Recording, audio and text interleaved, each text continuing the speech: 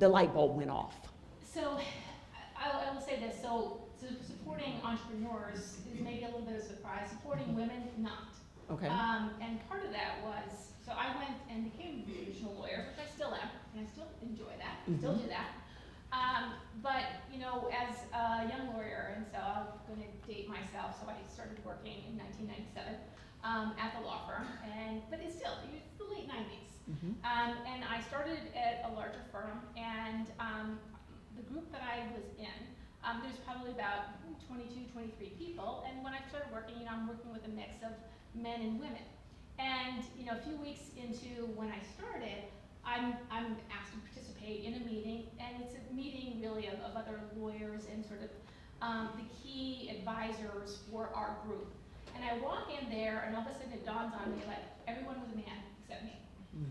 And there was like one other woman lawyer in our group, and she happened to be absent that day. So I was the only one, I'm the youngest one.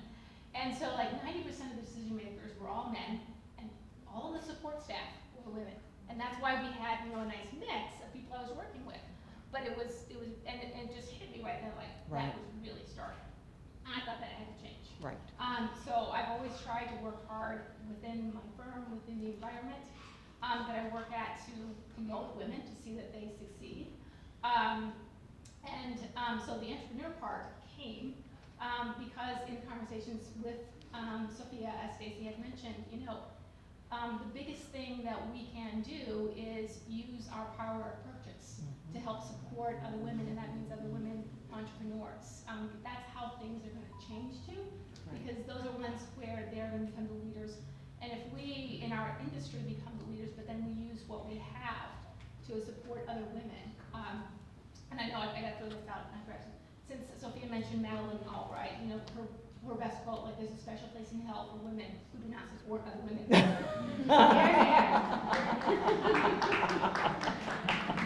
Wonderful, wonderful. Obviously, everyone, you can see how passionate these ladies are about Fembought and about the mission of empowering other women. It's very obvious.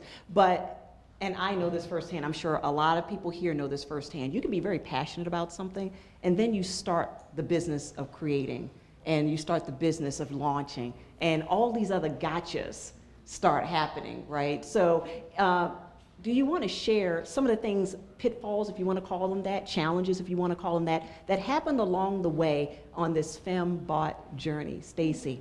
We did get off on wrong tracks a couple times. I mean, it's not, and I think you have to expect that in any young business, new business idea that you're launching, that things kind of evolve. Exactly. And all three of us are very experienced and educated women, but when we were starting our own business, we surprised ourselves by what we did not know. Right. And how hard it was to get it up and running.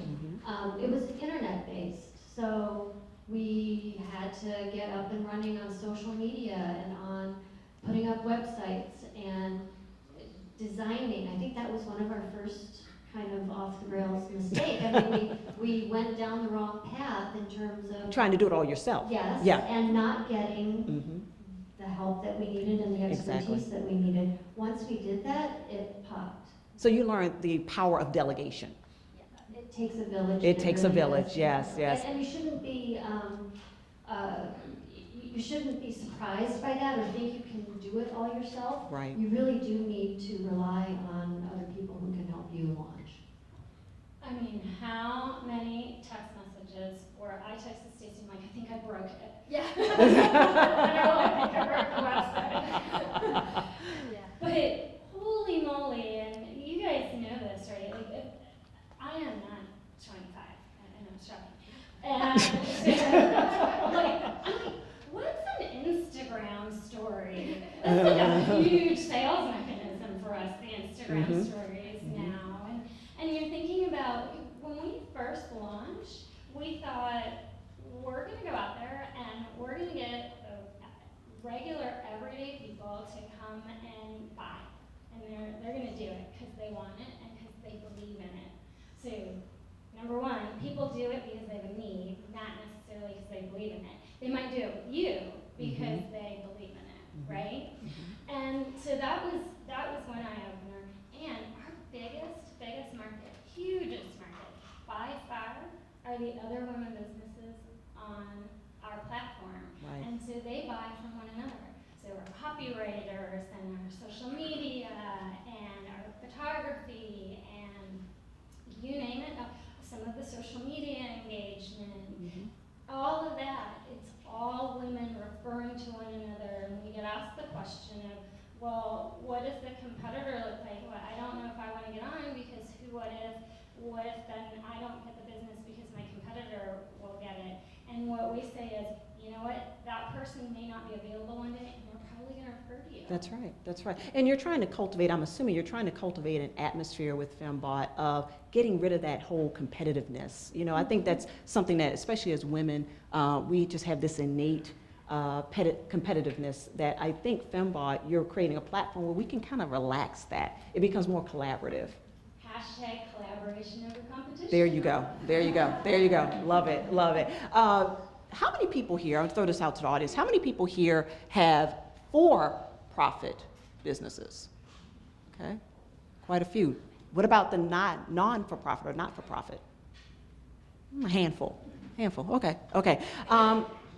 And I'm not surprised by that. I'm not surprised by that. But I know, Rebecca, that's an area that is near and dear to you, or at least you can speak on it, the challenges or the differences, if you will, between nonprofit and for-profit. We happen to have both, and it's vastly different managing both. But Rebecca, what do you want to share about that? Yeah, so this is where I put on my lawyer hat. You know, if I brought one with me, it would have like fists on here, you know.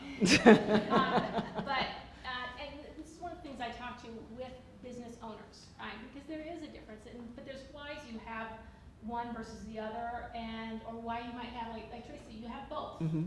And in the not-for-profit, you know, one of the things that's, you know, a big difference, which people don't often realize, is you don't have shareholders when you have a non-for-profit. It's not owned. It's the directors that are appointed, so usually it's people who created it and from the beginning, who started it, and they're on usually the board of directors. And you can have members maybe as a way of raising revenue, but you really don't have shareholders, you don't have owners, because you don't have that profit that has to come into them. Right. And now, of course, that means that, and I'll share the story of experience with a client of mine who started a non-for-profit, community-based organization with some friends, including her boyfriend. And the relationship went south, and some of the friendship went south, and they voted her off the board.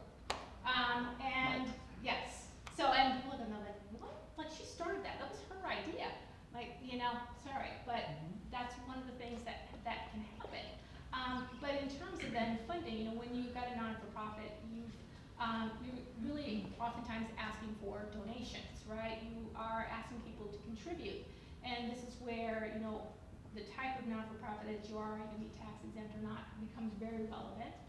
This whole big, I mean, I can talk taxes all day long, but it will bore you. So I won't. We'll talk about that. Yeah. I gotta get some tax talk in. With that, you know, then the way you also get your funding, you know, borrowing money becomes very different if you're a non-for-profit than if you are a for-profit. And if you're a non-for-profit, right, you can't raise money or revenue or get funding because you're selling interest in equity. You gotta convince donors to provide money, or you gotta come up with some membership, some directory, for example, that you pay for, to good benefits from, as a way to bring in the funding so that you can do other things for that. So it does get to be very different. It has its own challenges. But for anyone who is starting something like that, it's good to think about it, because if you have a sort of a charitable element to what you are doing, you can have both a for-profit and a non-for-profit, as Traci is a prime example, and run and operate both, and they serve different purposes. Yeah.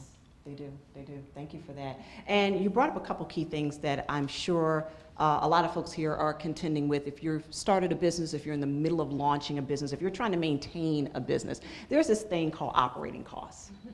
Okay, we hate to talk about it. It's a necessary evil, but it's important. And I want to talk to you ladies about operating costs, operating capital.